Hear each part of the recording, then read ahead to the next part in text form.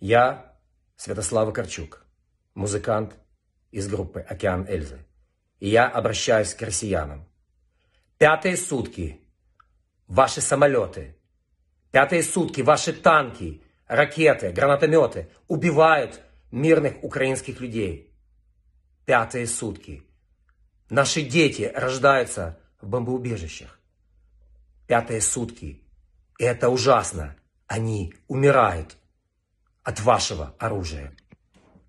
Это чудовищное преступление, которому не было равных со Второй мировой войны, не может быть оправдано никакой целью, тем более лживой и надуманной. Российские солдаты, которые сейчас пришли на нашу землю, чьи-то сыновья. И я особенно сейчас обращаюсь к российским матерям. Остановите своих сыновей. Не дайте им стать соучастниками